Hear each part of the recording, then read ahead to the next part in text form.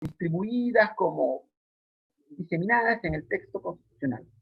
Pero conforme fue evolucionando el constitucionalismo, ya estamos hablando de la segunda mitad del siglo XX, las constituciones comenzaron a incorporar capítulos, incluso títulos específicos dentro de las normas constitucionales, en donde ya se tratara con amplitud el tema relativo a la constitución económica. Entonces, la primera vez que nosotros tuvimos una sección de la constitución dedicada a lo económico específicamente fue en la constitución del año 1979. ¿Ya? Ahí tuvimos por primera vez un título dedicado al régimen económico, distribuido en varios capítulos, ¿no? ¿No? Varios, pero ya teníamos un título que estaba dedicado, ¿no? Al régimen económico, ¿ya? Pero ¿por qué esto es necesario así ya para ir entrando en materia, de manera un poco preliminar, pero para ir entrando en materia? ¿Por qué debemos tener un régimen económico en la Constitución? Esto es necesario para que existan normas más o menos fijas que regulen el poder político para que las reglas de juego se mantengan estables.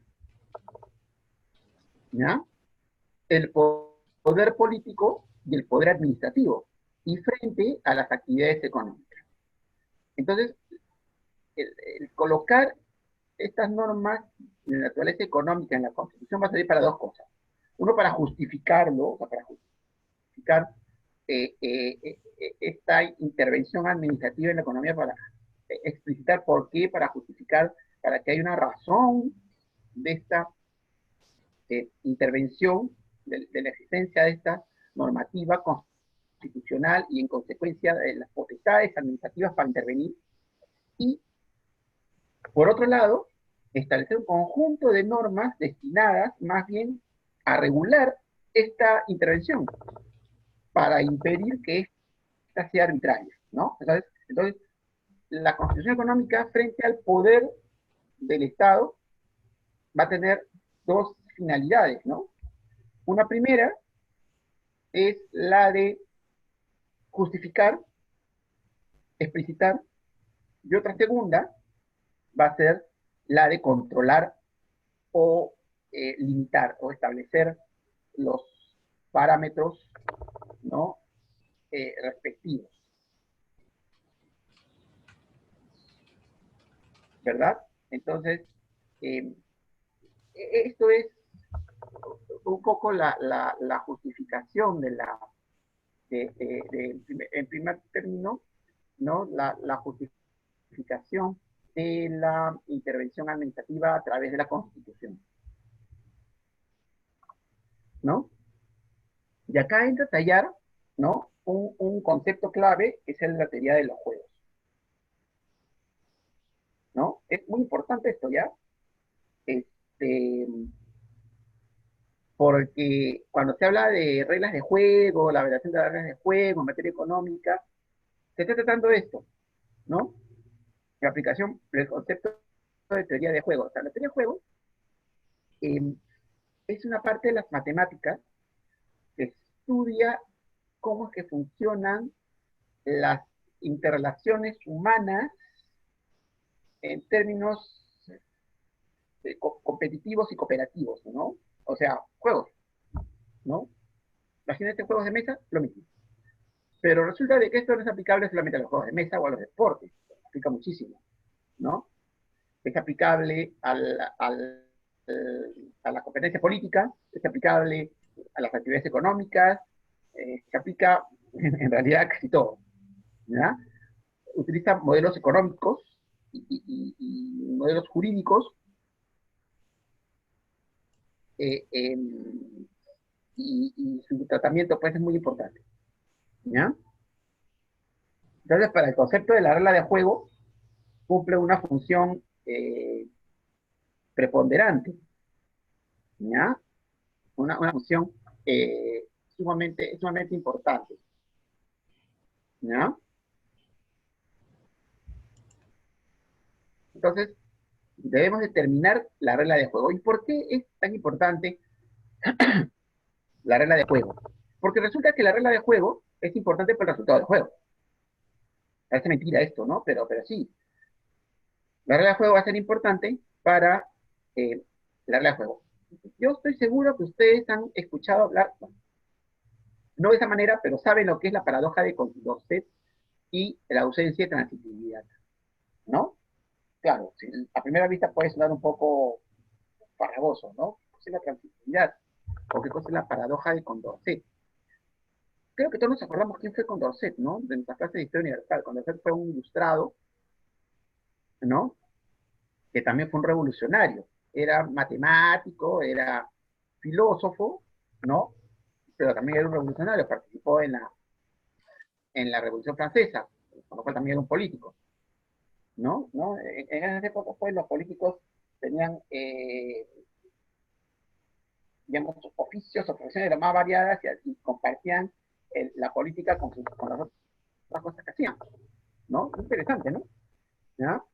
Entonces, nuestro amigo Condorcet descubrió una aparente incongruencia en los juegos, ¿ya? Que le llamó la atención y dijo, uy, qué interesante es esto, ¿no? ¿No? Tiene que ver con la transitividad, ¿no? La paradoja de Condorcet está íntimamente relacionada con la transitividad. Ustedes se preguntarán, ¿qué es esto? Creo que todos nos acordamos que es la transitividad en nuestra clase de matemáticas en el colegio, ¿no? ¿No? A ver, la transitividad se explica de esta manera, ¿no? Si A es mayor que B y B es mayor que C, en consecuencia A es mayor que C, ¿no? Fácil, ¿cierto? ¿No? Si 10 es mayor que 8 y 8 es mayor que 6, 10 es mayor que 8, ¿no? ¿No? Ahí no parecería haber mucha magia, ¿no? ¿No? Si un edificio es más grande que una casa y una casa es más grande que una choza, un edificio es más grande que una choza, ¿no? No dice, ay, obvio, ¿no? ¿No? ¿Verdad? De perogrullo, ¿no? Te toma 12 cuadros. ¿Ya? Muy bien. Pasemos, ¿ya? A ejemplos más complejos, ¿ya? Para que vean uy, perdón, hacemos ejemplos más complejos para que vean que esto no es tan sencillo, ¿ya? Hablemos de fútbol, ¿correcto? Hablemos de fútbol. Bueno, ahorita de fútbol, pero a ver, pensemos, por ejemplo, en las eliminatorias, ¿ya? No, no, algo que tenemos bien cercano, ¿no? Porque fuimos al Mundial y todo eso. Pensemos en las eliminatorias. ¿Se acuerdan aquel partido contra Colombia, ¿no? Que empatamos porque Dios es grande con ese tiro libre eh, eh, medio extraño con el cual mete gol Pablo Guerrero, ¿no? Y con el que empatamos un partido que estábamos perdiendo y con el cual pasamos al repechaje, luego la regalamos a Nueva Zelanda y pues aquí milagrosamente llegamos al Mundial. Bueno, nosotros, días antes, o perdón, semanas antes, le habíamos ganado a, a Paraguay, ¿no? Y Paraguay le había ganado a Colombia, ¿no es cierto? Entonces, si Perú le gana a Paraguay y Paraguay le gana a Colombia, lo razonable sería que Perú le gane a Colombia, ¿sí o no? ¿No? Se llama transitividad, ¿no? Ese es el concepto de transitividad, ¿ya? Pero como cuenta la historia, eso no ocurrió. Es más, milagrosamente empatamos el partido porque podíamos haberlo perdido, ¿ya? Y quedamos fuera del mundial. Cuando decía como eso, quedamos fuera del mundial, ¿ya? Claro, lo que ustedes van a decir es, uy, el fútbol no tiene lógica, ¿sí o no? ¿No? Es lo que siempre se dice, los comentaristas deportivos que poco o nada saben de teoría de juego, siempre dicen que el fútbol no tiene lógica, lo cual es falso. El fútbol, por supuesto que no hay lógica, la lógica es la teoría de juegos. Lo que pasa en el fútbol y en todos los deportes y en todos los juegos, ¿ya? Es la ausencia de transitividad. No hay transitividad en los juegos, ¿ya? Esa es la paradoja de Condorcet, ¿ya? Olvídense del fútbol por un momento, piensen en el tenis. Djokovic le gana a Federer, Federer le gana a Nadal. Luego viene el partido de Djokovic con Nadal. No necesariamente gana Djokovic, ¿no es cierto? Puede ser que le gane a Nadal, puede ser que cualquier cosa puede ocurrir. Y eso se da en el vóley, en el fútbol, en el tenis, en el ajedrez, por lo cual ustedes me dirán, el ajedrez, el tenis, el vóley, no tienen lógica, va a ser absurdo, ¿verdad? Muy bien. ¿Dónde es que encuentra Condorcet la famosa paradoja? En esa época no había ni fútbol ni vóley, ¿no? Ya había ajedrez, pero no había ni fútbol, ni vóley, ni tenis. Había un juego de pelota que tenían los franceses en esa época, que era otra cosa, ¿no? Era un reprecursor, ¿no? ¿No? Condorcet se da cuenta de la ausencia de transitividad en la competencia política, ¿no? Se da cuenta de la competencia política, ¿no? O sea, en una elección, y A le gana B, y B le gana C, él descubrió que no necesariamente A le ganaba a C.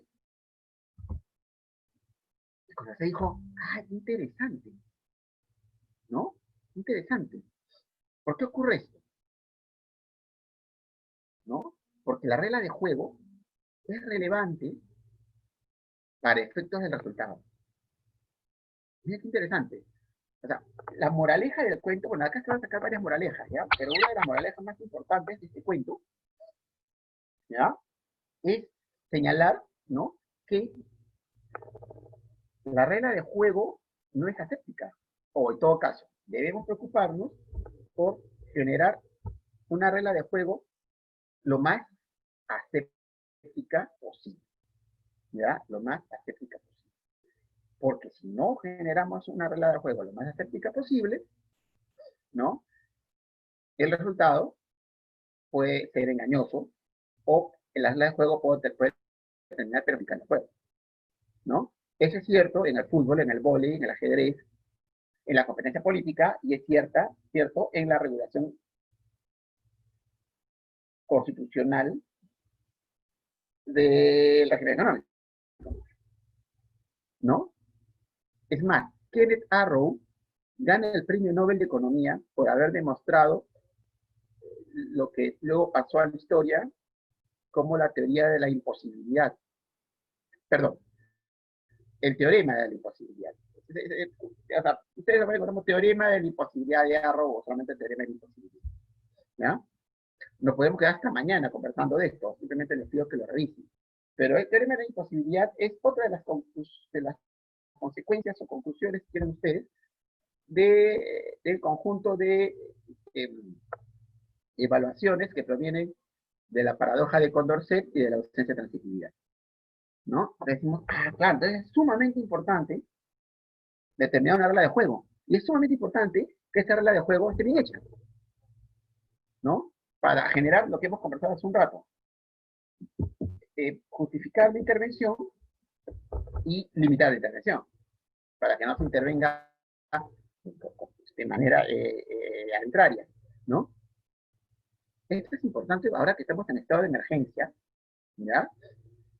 Porque por ahí hay políticos, hay juristas incluso, economistas, hay que han dicho, uy, estamos en estado de emergencia y vamos a poder intervenir actividades económicas. Esto es falso, no hay que tener mucho cuidado, ¿ya? No puedo intervenir actividades económicas si no estoy facultado para eso. El estado de emergencia limita solamente 4 derechos, son 4 derechos los que están limitados. Reunión, inviolabilidad de domicilio, libertad de tránsito y libertad individual. Y las limitaciones incluso de esos 4 derechos están sometidos a razonabilidad y proporcionalidad. El resto de derechos fundamentales, ¿no? Todos los demás derechos fundamentales, están incólumes inmaculados. ¿Correcto? Incólumes inmaculados, ¿no? Es que están tal cual. ¿Ya? Tal cual. Por eso se quiere implementar un nuevo impuesto, que es lo que se estaba diciendo, impuesto a la riqueza y cuánto hay. Que hay que implementar una ley, en todo caso necesita ser legislativo. Mientras tanto no se va a poder.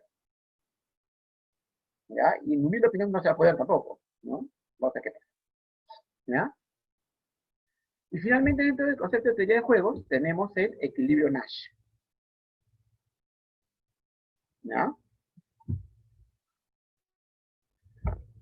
¿En qué consiste el equilibrio Nash? ¿Cuál es el concepto de equilibrio Nash?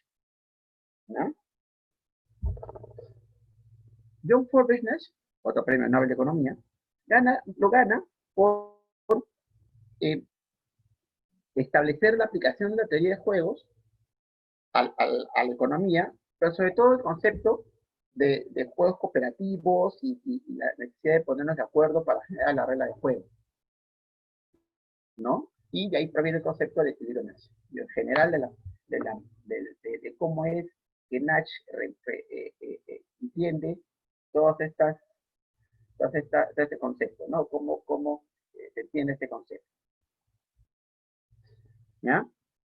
Ahí yo les pediría que vieran una película clave, es sobre la historia de John Forbes Nash, que se llama Beautiful Mind. Acá se tradujo como mente brillante, o una mente brillante, ¿no? ¿No? El nombre en inglés es Beautiful Mind. Lo encuentran en Netflix, si no me equivoco. En todo caso, en YouTube rápidamente van a encontrar el pasaje de la película en donde explica Nash su famoso concepto de equilibrio, ¿no?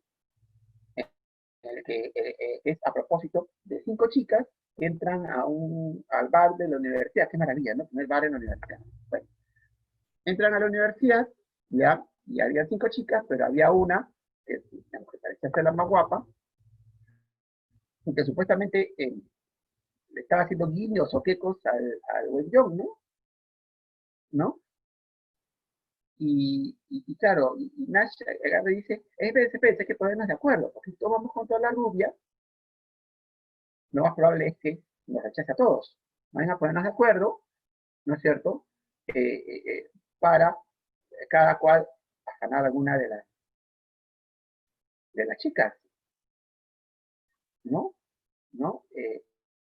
Entonces la importancia de la regla de juego, ¿no? La importancia de que la regla de juego sea séptica y sobre todo la importancia de que esté predeterminada, ¿no? Pero y sobre todo, y por eso está en la Constitución, que sea una regla de juego que sea estable, ¿no? Sobre todo, que sea una regla de juego que goce de esa estabilidad que requiere el sistema económico. Porque si la regla de juego puede modificarse fácilmente, pues ¿no? ¿No? No genera seguridad jurídica, no genera seguridad económica, los actores económicos ya no quieren jugar el juego. Usted jugaría un juego en donde el que elabora la regla eh, decide modificarla a su libre albedrío. No, ¿verdad? Eso no queremos. No queremos que pase eso. ¿Ya? Entonces, por eso es tan importante el concepto de estabilidad de la regla de juego. Bueno, bien.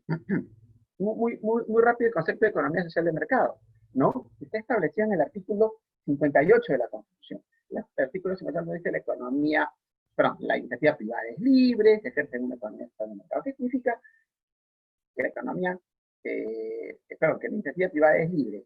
Que los particulares pueden realizar las actividades económicas, iniciar las actividades económicas que consideren pertinentes dentro del marco de la ley. O sea, el Estado no les puede decir qué actividad económica realizar, ni puede evitar que realicen determinadas actividades que están dentro del marco de la ley. Eso significa además que no tengo por qué limitar actividades económicas, eh, salvo justificaciones establecidas constitucionalmente, como el caso de cuando se habla de libertad de empresa, las limitaciones pueden ser salud o seguridad, ¿no? Por ahí hay una limitación que es la moral pública. ¿Sabe Dios lo que es la moral pública? Yo no tengo ni idea de qué cosa es la moral pública. No creo de que eso sea un concepto que sea realmente asequible, ¿no? ¿No? Entonces la economía del mercado implica preferir al mercado que al Estado como mecanismo para asignar los recursos, ¿no? Eh,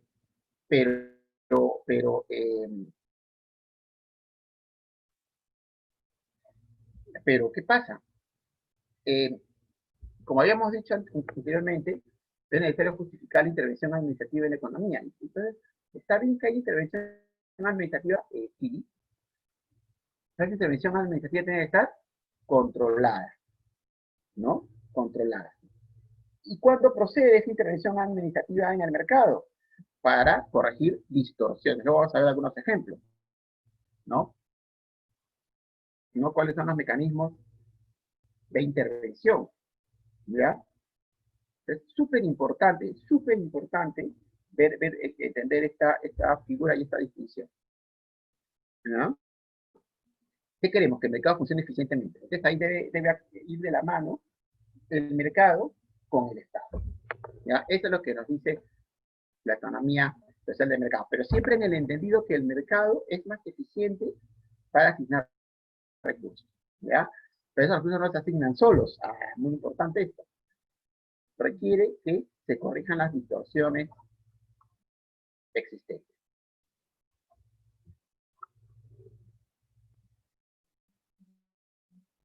¿verdad? Ya, y muy bien, ¿y cuáles serían las áreas de participación?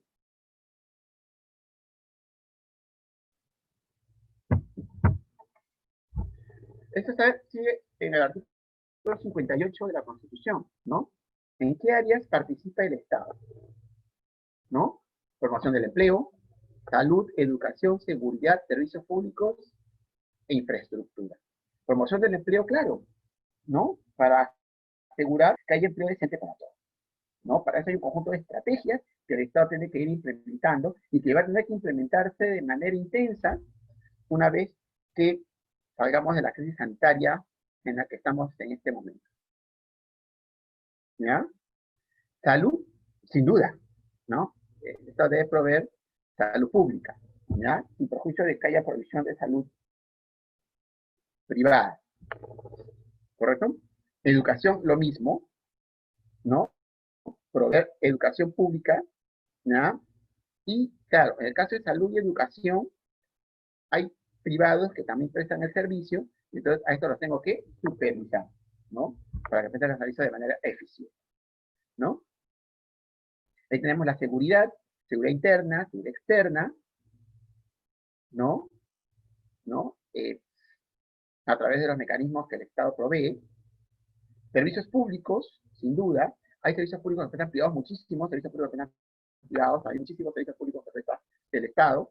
Aquellos servicios públicos que presta el privado deben ser regulados también, ¿no? Debe haber regulación administrativa de estos servicios públicos. Y finalmente, la inversión en infraestructura. El privado también va a invertir en infraestructura, pero lo que tengo que hacer es fomentar que el privado invierta en infraestructura. El Estado debe invertir en infraestructura, pues, sobre todo bienes públicos, ¿no? Hospitales, qué duda cabe, ¿no? Del privado también. Y para todo esto, es muy importante que colaboren mutuamente Estado y privado. Por ejemplo, a través de las APP, de las asociaciones público-privadas. ¿Ya? Yo el otro día estaba discutiendo con algunas personas que me decían, no, pero los privados no pueden administrar bienes públicos. Hay un montón de bienes públicos dados en concesión. Sí, pero ¿cómo hacemos con la salud pública? Bueno, hay ya 2 hospitales que están concesionados, ¿no? Hay 2 hospitales que están concesionados. La cuestión es que esto se amplíe, ¿no? Lo ideal sería que todos los hospitales estén concesionados de tal manera que sean administrados por empresas privadas y funcionen entonces de manera eficiente,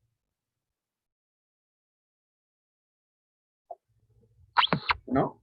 Bien, ¿y qué nos dice el artículo 59 de la Constitución? ¿Mm? ¿Qué nos dice el artículo 59 de la Constitución? Dice que el Estado estimula la creación de riqueza, está muy bien, garantiza la libertad de trabajo y la libertad de empresa, comercio e industria. Acá el concepto más importante es la libertad de empresa, ¿ya? Pues la libertad de empresa va a tener un conjunto de limitaciones. Ya habíamos hablado de salud, seguridad, ¿no? Habíamos hablado de la moral pública, tengo mis dudas sobre la moral pública, pero limitar por razones de salud y seguridad es súper importante, ¿no? Ahí queda clarísimo la justificación de la limitación, ¿ya? ¿Por qué es importante tutelar la libertad de empresa? Todo derecho fundamental tiene 2 ámbitos, el ámbito objetivo y el ámbito subjetivo. El ámbito objetivo también está relacionado con la sociedad en general. El ámbito subjetivo también está relacionado con la persona individual, ¿ya? En el ámbito subjetivo acá está la cosa evidente, ¿no? El derecho de toda persona a desarrollar actividades de deporte que considere pertinente, ¿ya? Pero ¿por qué es importante la libertad de empresa para la sociedad en su conjunto, ¿no? Porque a través de eso satisfago necesidades, ¿no? Pongo estudio de abogados, ¿no? Con eso estoy satisfaciendo necesidades. Es más, voy a satisfacer mejor las necesidades mientras más afán de lucro tenga, ¿no? Claro, para eso hay un conjunto de disposiciones y normas que tengo que acatar, ¿no? Pero la libertad de empresas es la que permite que el mercado funcione. Y por eso, desde el punto de vista social, es tan importante, decíamos, tutelar la libertad de empresas. ¿Correcto? Entonces, clave, como decíamos, siempre que estornuda para este lado, acuérdense, no se preocupen que es simplemente la alergia, ¿no? ¿Ves qué importante, como les decía, es tutelar la libertad de empresa? ¿Correcto? Ya que tenemos un clásico, es el principio de subsidiariedad. El principio de subsidiariedad que se aplica a las empresas públicas o en general a la actividad comercial empresarial del Estado. El Estado no debe realizar actividad empresarial comercial en principio, ¿ya? ¿Cuándo sí puede? En situaciones excepcionales. ¿Cómo se define esto? Uno, mediante una ley expresa. Dos, una situación de interés general, necesidad pública, soberanía nacional, ¿no? O seguridad nacional, ¿ya? Y que haya una deficiencia de oferta. Ojo con esto, ¿no? Es decir, tiene sentido que el Estado participe en el mercado cuando los privados no prestan el servicio o proveen el bien. Porque si en el mercado está, el bien está provisto y, y está provisto también el servicio, pues no es necesario, ¿no? ¿No? Entonces tenemos múltiples ejemplos de, del Estado proveyendo bienes y servicios que no deben, ¿no? Entonces, ahí tenemos francamente una vulneración al principio de subsidiariedad. Hay un famoso precedente de Indecopi que desmenuza el principio de subsidiariedad y comienza a explicar cómo es que se interpreta cada una de estas variables del principio, justamente para evitar que se emplee indebidamente. ¿Ya?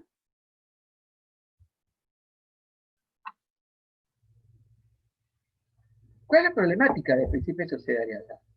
¿Por qué, por qué nos preocupamos tanto de la actividad económica del Estado? Primero, porque genera competencia desleal. Esto ya estaba en la doctrina hace ya bastante tiempo, ¿ya? Pero cuando la Constitución del 93 aparece el principio de subsidiariedad, luego dijimos, oye, ya, muy bien, tenemos un principio sustantivo que es la subsidiariedad, pero no hay ningún mecanismo adjetivo para tutelarlo. ¿Qué pasa si detectamos una empresa pública, o en general una entidad pública, que está, eh, vulnerando el principio de subsidiariedad? ¿Mm? Esto no ocurrió, miren cuánto tiempo pasó, ¿ah? Hasta 15 años más tarde. Recién, el año 2008, tuvimos la solución al problema. Adelante estuvo en la ley de represión de la competencia desleal, el decreto legislativo 1045.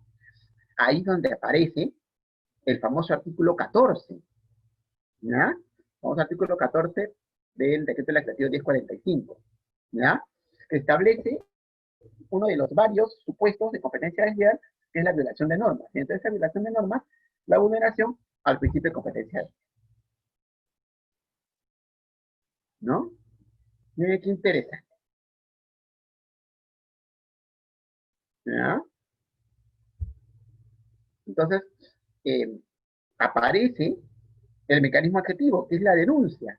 El mecanismo es vamos a denunciar ante Indecopi. De hecho, ha pasado varias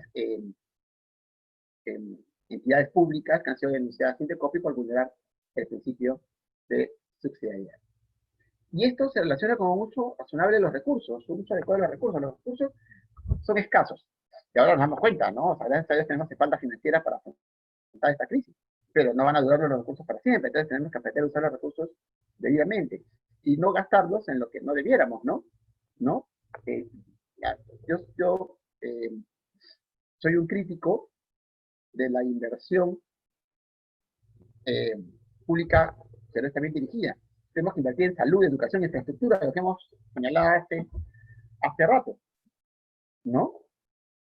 Y no lo estamos haciendo correctamente. Tenemos una brecha gigantesca. Y no obstante esta brecha, por ejemplo, invertimos en una refinería. ¿Para qué una refinería? No necesitamos una refinería, ¿no? No nos hace falta. Por ahí me dicen, que es una actividad estratégica. No la necesitamos. Lo que sí necesitamos son más hospitales. Lo que necesitamos, ¿no es cierto?, es proveer de servicios de salud con mucha eficiencia. Necesitamos infraestructura sanitaria, infraestructura de transporte, ¿no? Infraestructura educativa, ¿no? Necesitamos infraestructura para poder cerrar las brechas que tenemos, ¿ya? Y esto también es interesante. El árbitro no debe jugar, ¿no? Otra vez vamos a la teoría de juegos, ¿ya? No puede ser que el árbitro juegue, ¿verdad? ¿Quién es el árbitro? El Estado. Pero además juega, ¿no? ¿A ustedes les gusta el monopolio? ¿Jugar a monopolio? ¿Les gusta el monopolio? ¿No? Juego monstruo, el monopolio, es lo máximo, me encanta. Yo juego desde que tengo uso de razón, ¿ya? Y soy muy bueno, ¿ya? Casi siempre gano. A veces pierdo, ¿no? Pero la mayoría de veces gano, ¿ya? Pero dense cuenta de un detalle, el monopolio es un juego, desde el punto de vista de juegos, mal diseñado. ¿Saben por qué? Porque el banquero juega. Lo ideal es que el banquero no juegue, que el banquero se cansa, el banquero nada más, pero el banquero juega, normalmente.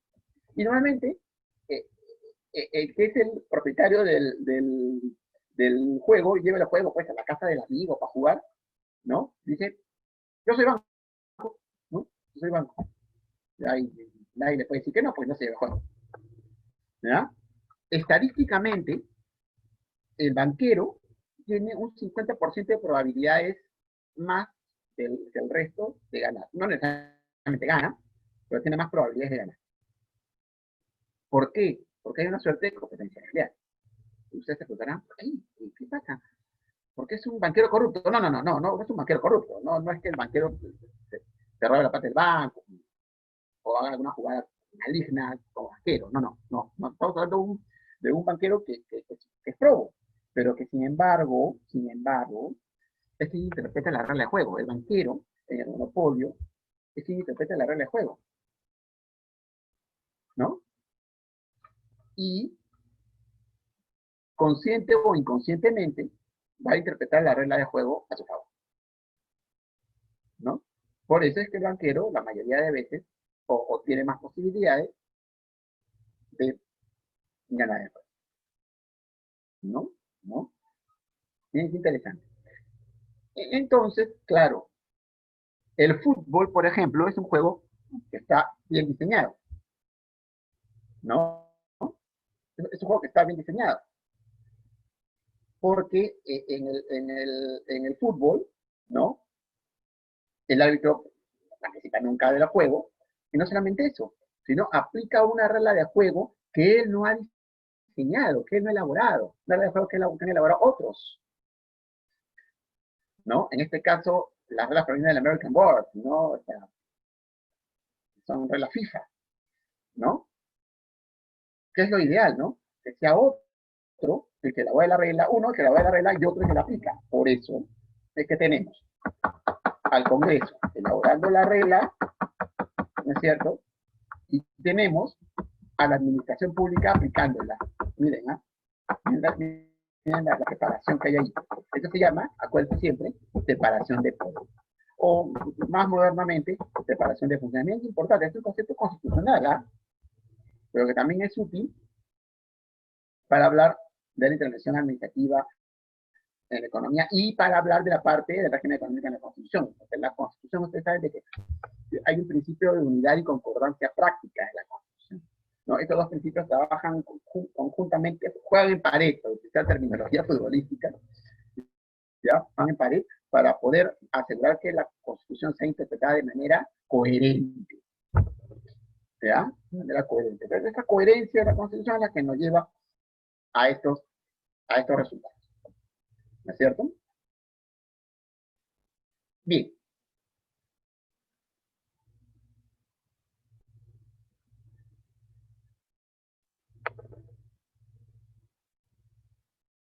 Hablemos entonces de la libre competencia, ¿ya? Es una forma, ¿ya?, de intervención administrativa en la economía. El derecho a la competencia es una forma de intervención administrativa en la economía. Y aprovechamos para hacer acá un publicherry, ¿ya? El día 7 de mayo vamos a tener un importante evento, un seminario, ¿ya?, a todo dar, sobre el derecho a la competencia, donde también vamos a hablar sobre concentraciones empresariales, ¿ya? Es un tema bien interesante, porque además se ha dejado en suspenso el decreto de urgencia que se aprobó sobre el particular, que es un tema de completa relevancia, ¿ya? Este evento, ¿no?, va a ser desarrollado por este humilde servidor, ¿no?, y acompañado por el doctor Pierino Stucchi, ¿ya?, que es un especialista en derecho de la competencia, ¿ya? Entonces, ya están avisados, ¿no? Luego vamos a la publicidad de este evento, ¿ya?, para acuérdense, el 7 de mayo, ¿no?, sobre el derecho a la competencia. Así que vamos a tratar este tema muy a vuelo de pájaro, vamos a mencionarlo simplemente, decir de qué trata, para dejarlos con la miel en los labios, ¿no?, y poder seguir conversando de este tema el día 7 a las 4 de la tarde, ¿ya?, en este mismo canal, ¿ya? Bien, pero ¿qué dice sobre la ley de competencia de la Constitución? Que el Estado favorece y vigila la competencia, combatiendo las prácticas que limitan la libre competencia. ¿Por qué? Porque se requiere que esta libre competencia sea libre, que esta competencia sea libre y leal. ¿Qué significa eso? Que tenemos que sancionar tanto las prácticas anticompetitivas, ¿no?, como las prácticas desleales, ¿no? Tanto, decíamos, las prácticas anticompetitivas como las prácticas desleales, ¿ya? ¿Qué son las prácticas anticompetitivas? Aquellas que limitan la libre competencia. Acá hay dos tipos de prácticas anticompetitivas. Las prácticas colusorias o colusivas también se les llama, en que los proveedores de bienes y servicios se ponen de acuerdo. Se llama concertación. Concerto el precio. Vamos a vender al mismo precio, no, que, ¿ya? O vamos a distribuirlos en el mercado. Tú vendes allá, yo vendo acá, ¿ya? Y eso perjudica la libre competencia. Claro, hay que analizar caso por caso, ¿no?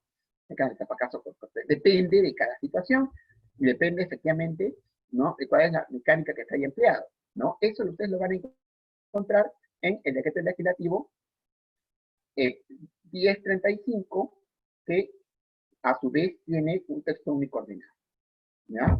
Entonces esto vamos a hablar con detalle más adelante, así que no, como les digo, vamos a quedarnos con la media de los labios. Y por otro lado, tenemos las prácticas desleales, ¿no?, que ya hemos mencionado hace un rato, ¿no?, que están contenidas en el decreto legislativo 1045, ¿ya? Lo que pasa es que en el mercado tiene que actuarse de buena fe, ¿no? Respeto mutuo, colaboración, no, competimos sí, pero lealmente, ¿no? ¿No? Con buena fe, no te meto cara, ¿ya? Hay daño concurrencial sin duda, porque soy muy bueno, vendo mucho, soy el mejor y hago quebrar a la competencia, porque la competencia no puede llevarme el ritmo. La culpa tengo yo, o sea, no lo hice adrede. No utilicé mecanismos indebidos para, ¿no? Hay diversas formas o manifestaciones de la competencia desleal, ¿no? Múltiples manifestaciones, ¿no? Desde la publicidad engañosa, pasando por la publicidad comparativa ilícita, pasando por la vulneración de normas que conversamos hace un rato. Hay diversos mecanismos, diversas formas de manifestación de la competencia desleal que se van a encontrar en la doctrina, en la jurisprudencia y sobre todo en la norma, ¿no? Entonces ahí tenemos esta figura tan importante que es la libre competencia, ¿no? Ya habíamos dicho que tenía por finalidad asegurar libre y leal competencia. Un detalle importante es que opera en todo el mercado de manera uniforme y opera después de la realización de la conducta. Esto con la excepción de la concentración empresarial, ¿no? En el Perú, en este momento, porque la norma todavía no está vigente, existe un solo supuesto de autorización previa para una concentración empresarial, que es en el mercado eléctrico. Sobre esto les va a hablar con más detalle el doctor Pedro Stucchi, porque además acaba de participar en una eh, operación de esta naturaleza, ¿no? Una operación bien interesante, una naturaleza que nos va a contar la siguiente reunión, o sea, el día del evento que les cuento para el 7 de mayo, ¿ya?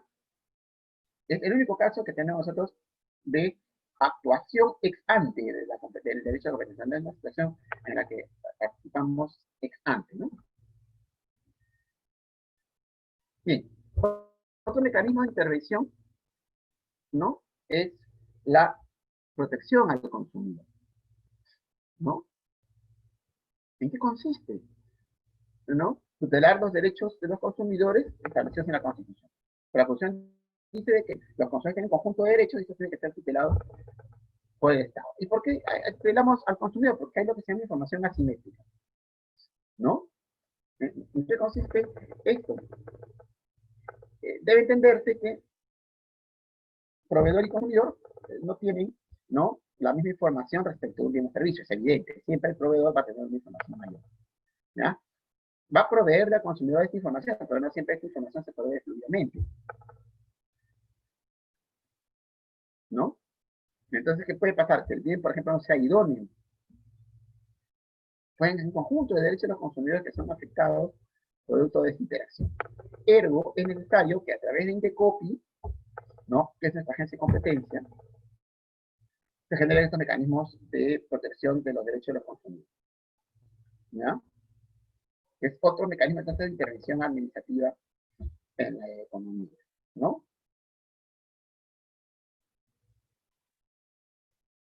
Y finalmente, ¿no?, tenemos el concepto de regulación económica, ¿no?, que consiste en la orientación de la administración de las actividades económicas, ¿no? Parámetros para orientar las actividades económicas para que estas no vulneren el interés general, ¿no? Y es una manifestación de la actividad de limitación de derechos, ¿no? Y por eso está sometida a un conjunto de parámetros, que ya a explicar ahorita, pero que si les pido vayan revisándolos, o sea, los van a encontrar en la doctrina de la jurisprudencia, también en los blogs que nosotros publicamos, ¿no?, en la web de la universidad, ¿no? Publicamos muchísimo en la maestría de Derecho Administrativo Económico, ¿no? ¿No? Que está pendiente de iniciarse, ¿no? Entonces, los invitamos a seguir eh, obteniendo información sobre el particular, ¿no? Entonces, es importantísimo establecer parámetros para las actividades económicas. Pero, ojo, también es necesario establecer parámetros para la regulación económica, ¿no? Esta no puede ser arbitraria, ¿ya? Porque si no genera el efecto contrario al que nosotros pretendemos obtener, ¿no? Entonces, necesitamos que exista esta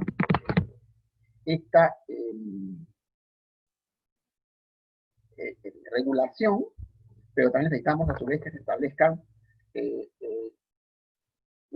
a su vez una normas que orienten esta regulación económica para no perjudicar a los administrados, ¿no? Acá hay un concepto muy importante que es el control de tarifa. Yo quiero hacer esta mención porque por ahí se estaba hablando, ¿no?, acerca de la posibilidad de controlar precios, ¿se acuerdan? Controlar precios de productos de primera necesidad y etcétera, ¿no? Y uno se la cae la cabeza, sí, control de precios, vamos a ver los 80, qué miedo, ¿no? Este es el riesgo, ¿no?, cuando no se tiene conocimiento de la ciencia económica, ¿no? Tampoco se tiene conocimiento de lo que dicen las normas sobre el particular. Empezando en términos de la ciencia económica, el control de precios genera escasez. Inmediatamente se genera especulación y acaparamiento, que justamente lo queremos evitar. O sea,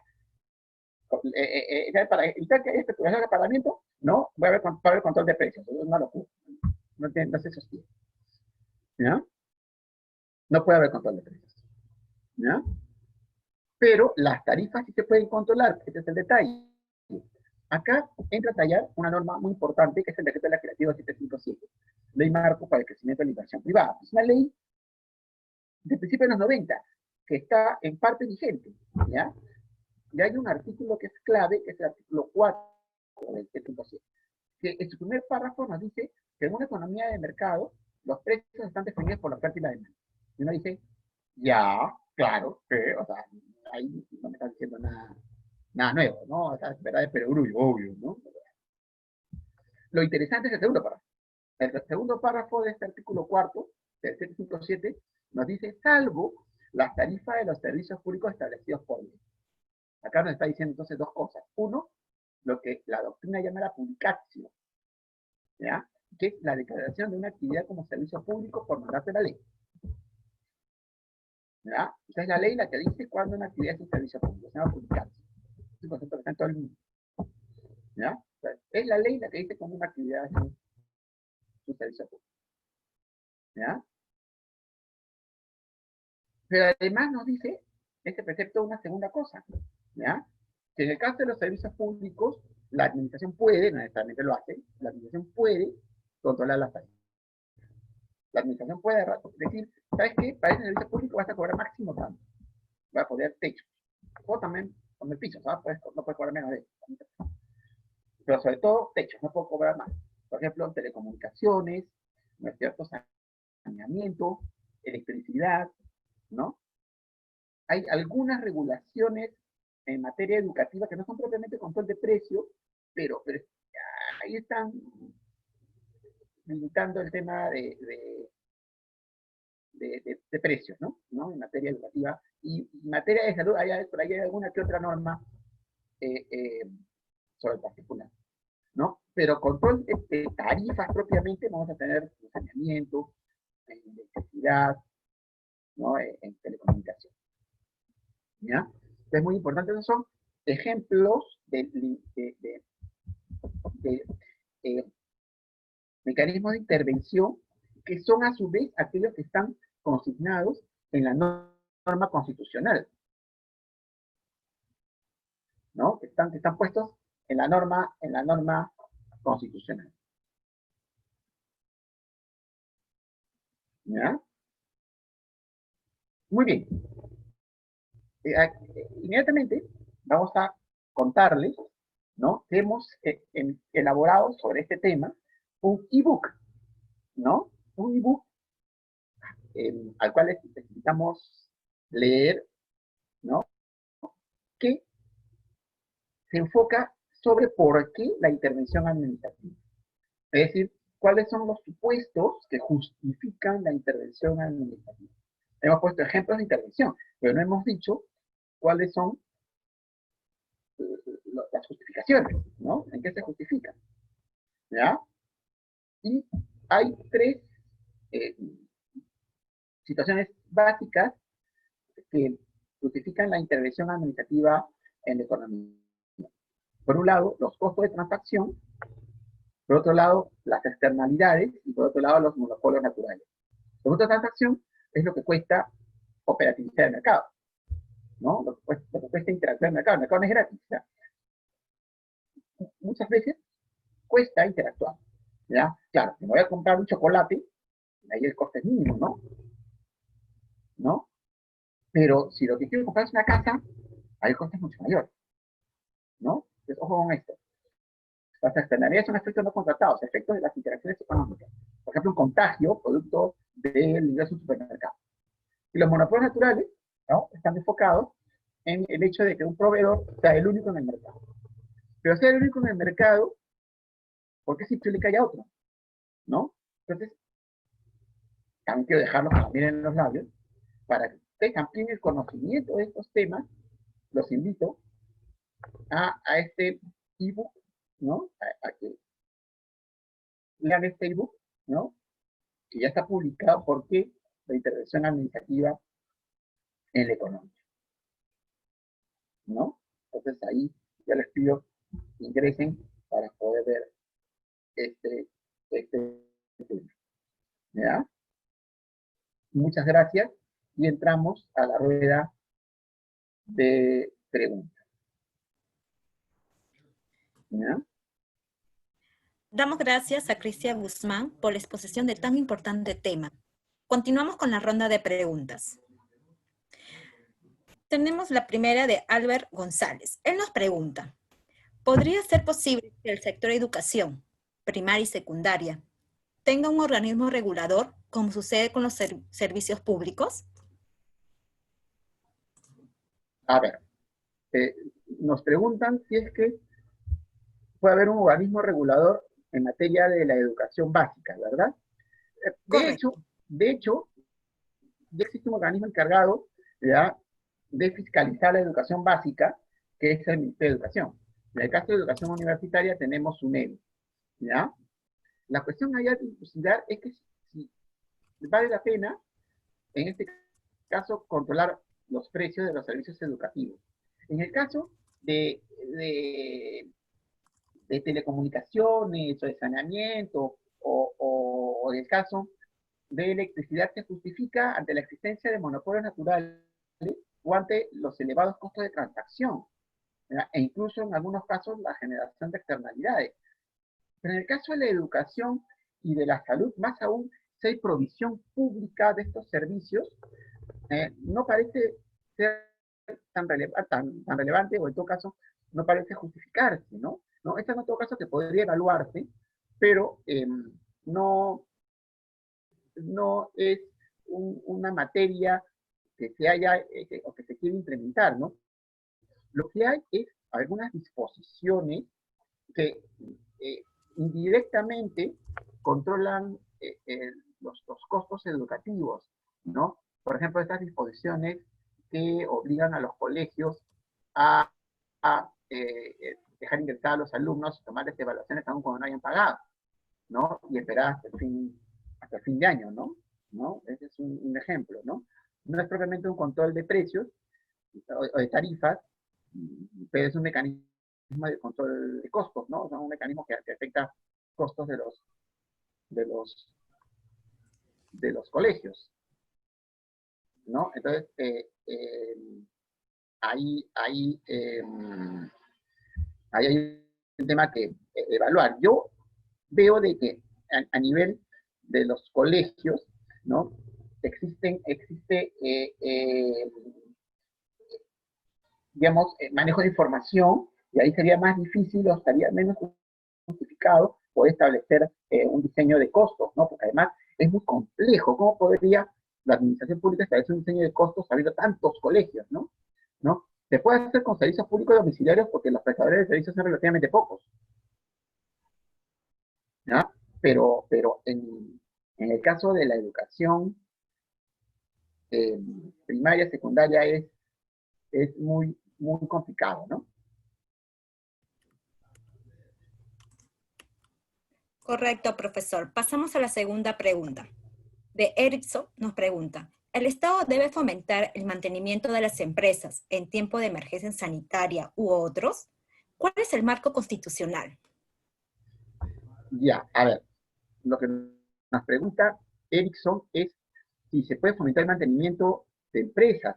Eh, claro, lo que pasa es que en esta emergencia sanitaria hay una afectación seria a las empresas, entonces el Estado va a tener que buscar mecanismos de rescate para evitar que el mercado se dañe seriamente con quiebras o afectaciones a las empresas, que a su vez van a afectar a los trabajadores que van a perder puestos de trabajo. Entonces, aquí el marco constitucional nuevamente es la economía social de mercado y, por ejemplo, la promoción del empleo, ¿no? ¿No? El tema es encontrar la estrategia adecuada para eso, ¿no? Yo lo que haría es implementar paulatinamente las actividades económicas, ¿no? Que vayan implementándose las actividades económicas con, con los protocolos de seguridad debidamente, ¿no? ¿No? Eso es es sumamente relevante, ¿no? Y poder avanzar con eso, ¿no? Si no, el mercado se va a seguir dañando, ¿no? Correcto. Continuamos con la otra pregunta. Si la administración pública puede controlar las tarifas de los servicios públicos, ¿por qué no se realiza lo propio en materia de salud y educación? Bueno, lo que conversábamos hace un rato, ¿no? ¿No? Lo que decíamos hace un rato. En realidad, servicio público, igual control de tarifas no necesariamente. O sea, el hecho de que declaremos una actividad como servicio público, ¿ya? Implica que se pueda evaluar, controlar tarifas, o al revés. Solamente se puede controlar tarifas en el caso de servicios públicos. Pero no necesariamente tener un servicio público implica que podamos controlar tarifas, ¿no? Evaluar, controlar tarifas, parte de estar frente a un servicio público, pero requiere un conjunto de elementos adicionales, ¿no? Y uno de ellos es la capacidad técnica, ¿no? Controlar tarifas educativas es sumamente complicado. Tenemos que conocer la estructura de costos de todos los colegios, ¿no? Lo cual es imposible, ¿no? No hay forma de poder establecer eso, y mucho menos establecer un mecanismo de fiscalización para todos los colegios. O sea, es muy complicado, ¿no? Muy complicado. Correcto, profesor. Tenemos otra pregunta. ¿Los servicios de transporte públicos están sujetos a control de precios? ¿Sería inconveniente? Eh, los servicios, a ver, los servicios de transporte, de la misma manera, si son servicios públicos, no es posible controlar tarifas porque lo mismo, son muchísimos proveedores de servicios de transporte público, ¿no? Son muchísimos. Entonces ahí es sumamente difícil establecer un mecanismo de control. Ahora, ahí no es necesario, porque ya hay el sistema de precios y el propio mercado ha controlado las tarifas de transporte público. El problema del transporte público no es un problema de tarifas, es un problema de orden, es un problema de seguridad, es un problema de orden. Eso se tiene que controlar de otra manera, ¿no? A través de la fiscalización, a través de la imposición de sanciones, ¿no? ¿No? El transporte público, el problema, insisto, no es un problema de costos, no es un problema de tarifas, ¿no? Es un problema diferente, ¿no? Correcto. Continuamos con la última pregunta. ¿Podría comentarnos algún otro ejemplo sobre cómo se aplica la teoría de los juegos en la contratación pública? A ver, ¿qué ocurre en la contratación pública? ¿Ya? Es el caso típico, ¿no es cierto?, de sector en donde la regla tiene que ser estable. Y las reglas en materia de contratación pública, desafortunadamente son cualquier cosa menos estables, ¿ya? Cambian cada cierto tiempo, se modifica la ley de contrataciones, se modifica el reglamento de la ley de contrataciones, se modifica a veces para bien, otros para mal. Yo creo que la mayoría de veces para mal. Tenemos un reglamento de la ley de contrataciones que no hace mucho se ha vuelto a modificar y digamos, las modificaciones no han sido lo más eficientes posible. Yo soy muy crítico de la normativa contractual. Yo creo que tenemos un reglamento de la ley de contrataciones realmente malo, ¿no? Yo creo que requiere una reforma integral. No sé quién le va a poner el cascabel al gato. Y otra reforma, el reglamento también va a generar otro problema de estabilidad de la regla de juego, como estábamos comentando hace un rato. Y va de nuevo, qué importante es la estabilidad de la regla de juego, y qué importante es que sea una regla de juego aséptica, ¿no? Porque otra vez aplicando la paradoja de Condorcet, ¿no? El hecho de tener una mala regla de juego en la contratación administrativa genera malos resultados. Esta es la realidad concreta. Y entonces, como resultado, no tenemos una satisfacción adecuada en necesidades públicas. Y eso lo estamos notando ahora, ¿no? Hay múltiples contrataciones directas por razón de la emergencia sanitaria y estas no están haciéndose correctamente en muchos casos, ¿no? Entonces ahí ya tenemos una situación muy seria, ¿no? Correcto, profesor. Damos gracias a Cristian Guzmán por su participación al webinar del día de hoy. Muchas gracias. El tiempo nos ha ganado. Aprovechamos en resaltar que muy pronto tendrán disponible el e-book, donde podrán acceder a un análisis de los diversos supuestos que justifican la intervención del Estado en la economía. Además, ejemplo de costo de transacción como lo son la regulación ambiental, los servicios públicos, la protección al consumidor, entre otros. ¿Quieres conocer más? Muy pronto lo tendrás, y es totalmente gratuito la descarga. Asimismo, también se está compartiendo en el chat el enlace para la encuesta, que al completarla van a acceder a la certificación digital y la grabación. Además, también si deseas profundizar este y otros temas relacionados, los invitamos a solicitar más información en la maestría en Derecho Administrativo Económico, en la cual se está compartiendo en el chat el URL. De parte de la Escuela de Posgrado de la Universidad Continental, le agradecemos su participación a todos ustedes. Muchas gracias. Muchas gracias a todos. Entonces nos despedimos y será para otra nueva oportunidad. Nos vemos el día 7 de mayo. Cuídense mucho. No salgan de casa.